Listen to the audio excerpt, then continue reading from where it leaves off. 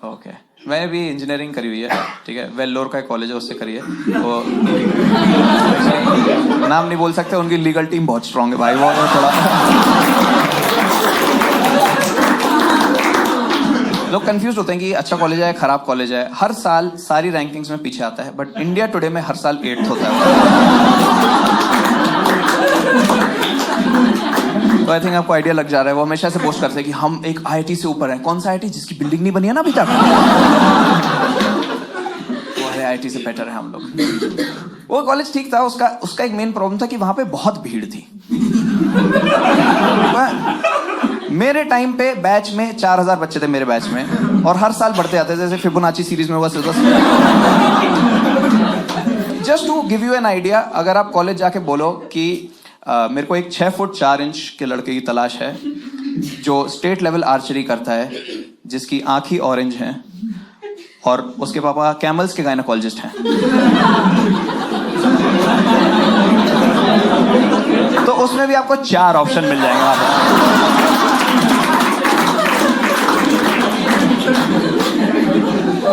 इतनी भीड़ थी, पैदल जाम लग जाता था वहां पे। बट जेंडर रेशियो वहां पे भी ऐसे स्क्यूड सा ही था कि सब लोग ऐसे करते थे, एक हॉट लड़की उसके सब पीछे पड़ जाते थे, सब जाएंगे उसको प्रपोज करेंगे, ग्रुप में चले जाएंगे भाई प्रपोज करना। Section A roll number 1 to 25 निकले, वी लव,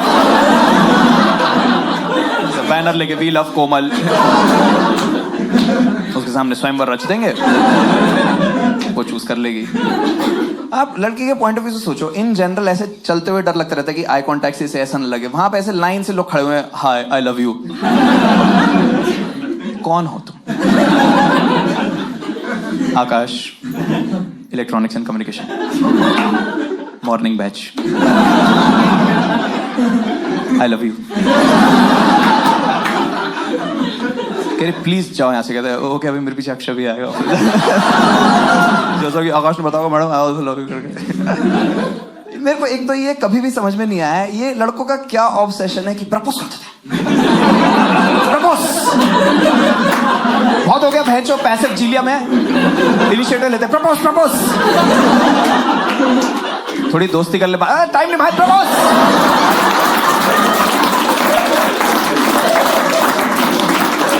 जाओ मैं भाई उसको अपने दिल की बात बता।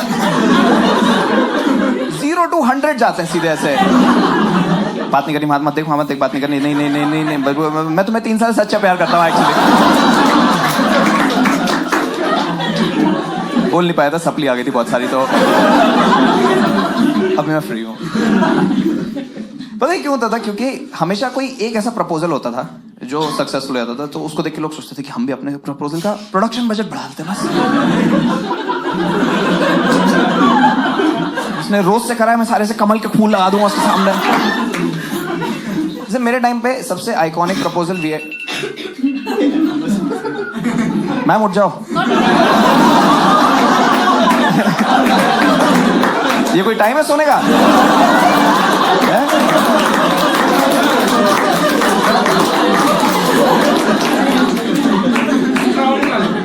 उठो लाल, अब आंखें खोलो।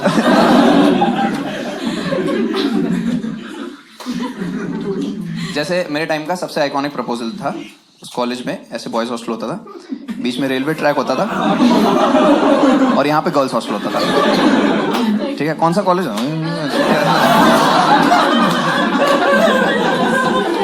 भाई? मैंने इतनी सारी फीस दी है, मैं फिर से लीगल फीस नहीं देने वाला उस कॉलेज को।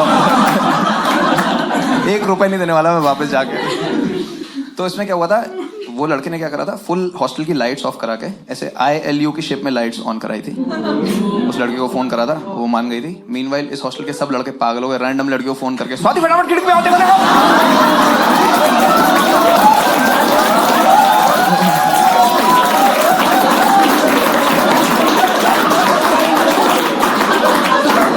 किसने करा? मैंने करा, तुम्हारे लिए करा यार। अच्छा नहीं, अच्छा सौम्य को फोन दो फटाफट, टाइम नहीं बिल्कुल। कभी भी लाइट जा सकती है। तो ये सब प्रपोज करता है, ठीक है, उनका दिल टूट जाता था। फिर सब ऐसे दारू पीने जाते थे। वहाँ पे एक बार था टैजमैक, वहीं पे बैठ के दारू पिया करते थे। एक तो अगर आपने ये नहीं करा है ना, तो प्लीज ये एक्सपीरियंस करना कि आप सिर्फ कभी लड़कों के साथ बैठ के दारू पीना। ये बहुत अलग एक्सपीरियंस है, क्योंकि प्रॉब्लम है कि जो लड़कियां होती हैं वो दारू पी के लगभग सेम इंसान रहती हैं।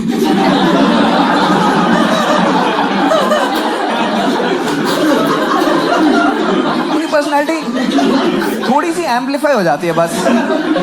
वार्म है तो थोड़ी ज्यादा वार्म हो जाएंगी, चिड़चिड़ी है तो थप्पड़ ही मार देगी आपको, बट वो लड़की सेम रहेगी। लड़का दारू पी के अपने अंदर से एक नया ही लड़का रिवील करता है।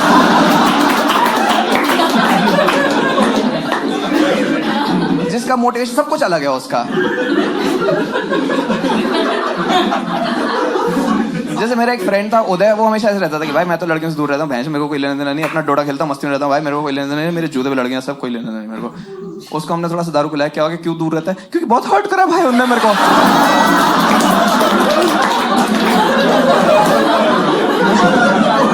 बहुत बहुत दिल दुखाया भाई मेरा, मैंने अभी प्यार करने की क्षमता नहीं बची है, इसलिए अपने नाजुक दिल को प्रोटेक्ट करने के लिए दूर रहता हूँ मैं उनसे।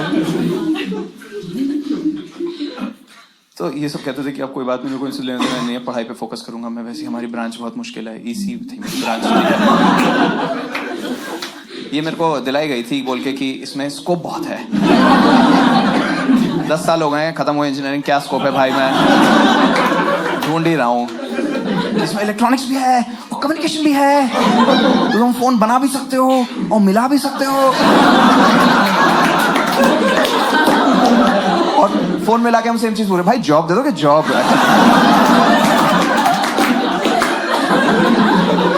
कंप्यूटर साइंस कर लेंगे, कोई दिक्कत कर लेंगे, बस जॉब दे दो।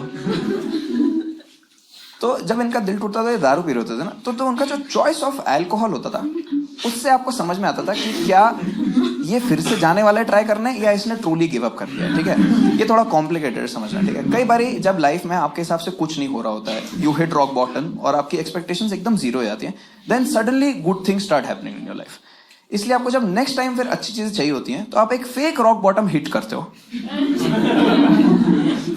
और ऐसा गिव अप करना सिमुलेट करते हो ताकि भगवान कंफ्यूज हो जाए। नहीं करते ना कि भगवान मैं कोमल पे पूरी तरह गिव अप कर चुका हूं।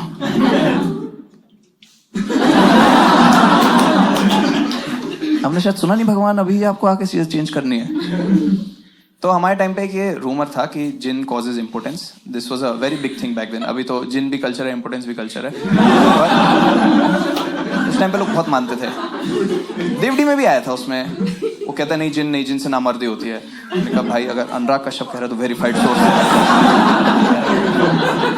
शराब और लड़कों के बारे में आई डोंट थिंक इससे बेटर कोई जानता है।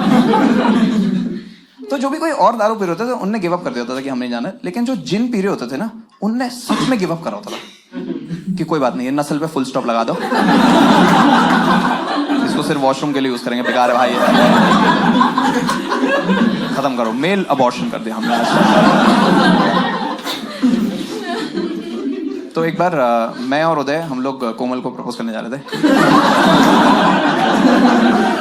क्या हो गया इसमें, हम सोच रहे थे एक बीवी लेके आएगा, एक भाभी लेके आएगा, एज अ ग्रुप तो हम खुश आएंगे ना।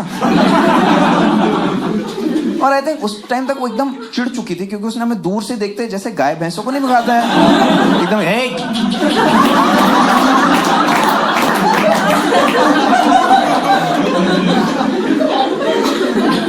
बहुत खराब लगा। उदय कह रहा है कल को तो ये डंडा ही मार देगी हमको, है हमारी कोई इज्जत नहीं है चिराग, एक काम करते हैं आज जिन पीते हैं और खत्म करते हैं। ठीक है, तो हमने जिन पीना शुरू करा। आई डोंट नो कि पहली बार पी रहे थे इसलिए था या कुछ उन्होंने मिलाया हुआ था, हमें रियलाइज ही नहीं हुआ कि उसने लास्ट के 3-4 पैग हमें पानी सर्व करा है। हम सोच रहे हैं क्या स्मूथ दारू है यार,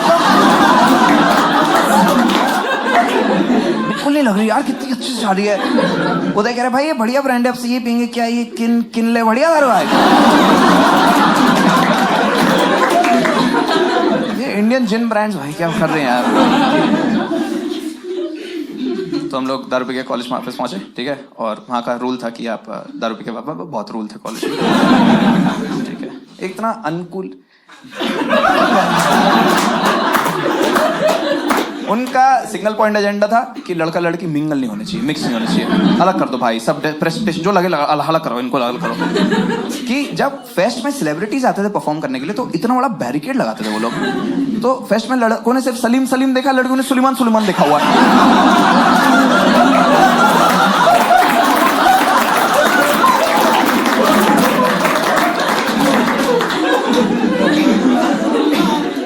वो इतना सीरियस थे। मेरे टाइम पे उन्होंने कमेटी स्टार्ट करी थी, एक एंटी पीडीए स्क्वाड करके।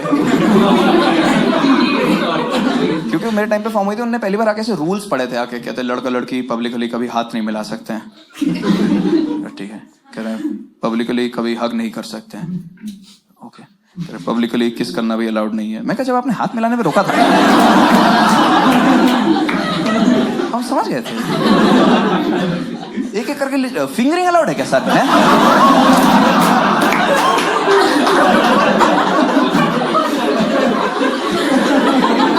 आपके लिस्ट में नहीं था, मुझे चेक करना चाहिए कि कोई लूप होल ना रह जाए।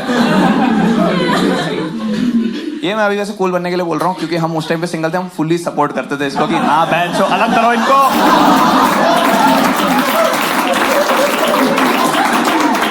हमें क्या पता अगर हाथ पर कट रहे हैं आजकल को एनल करेंगे सड़क पे, हमें कैसे मालूम है? भाई ये पश्चिमी सभ्यता ने बिल्कुल बर्बाद कर रखा है हमारे इसको। सब लोग बाइसेक्सुअल हैं, क्या है?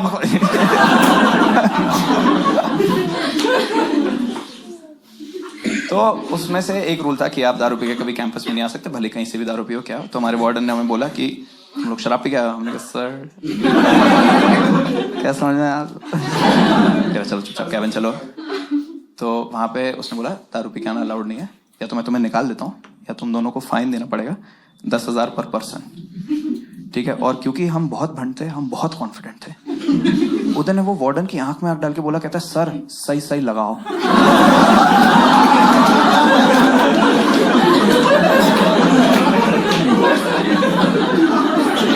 भाई वो इतना ट्रिगर हो गया, वो कह रहा है कि मैं सब्जी बेचना हूँ सर यहाँ पे, है? सही से लगा क्या? 3,000 पर पर्सन तो देना ही पड़ेगा।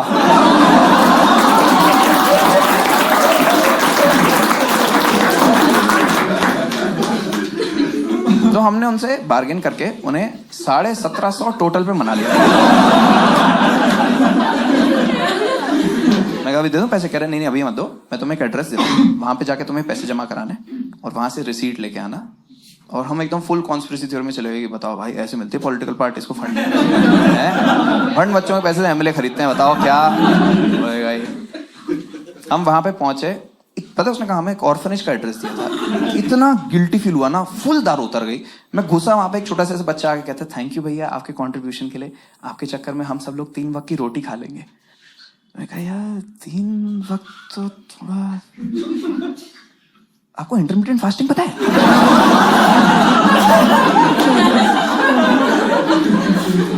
वापस पहुंचे वार्डन के पास, मैं कहा क्या चूतिया आप था, क्यों भेजा वहां पे? उसने कह रहा है तुम्हें एक सबक सिखाने के लिए कि अगर तुम ऐसे ही दारू पीते रहोगे ना तो कल को तुम्हारे साथ भी ऐसे ही होएगा। हम शराब पियेंगे तुम्हारे माँ बाप मर जाएंगे। ये कौन सा साइड इफेक्ट है भाई? ये तो कहीं नहीं लिखा है किनले की बोतल पे।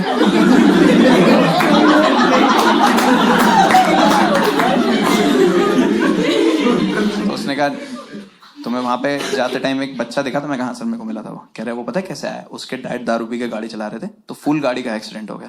जिस स्पीड से तुम दारू पी रहे हो ना, कल को तुम्हारा बच्चा भी तुम्हें वहीं मिलेगा। उधर कहता है सर आपको हमारा बच्चा तो कहीं पे भी नहीं मिलने वाला है। हमने तो बहुत चिल पी लिया एक्चुअली।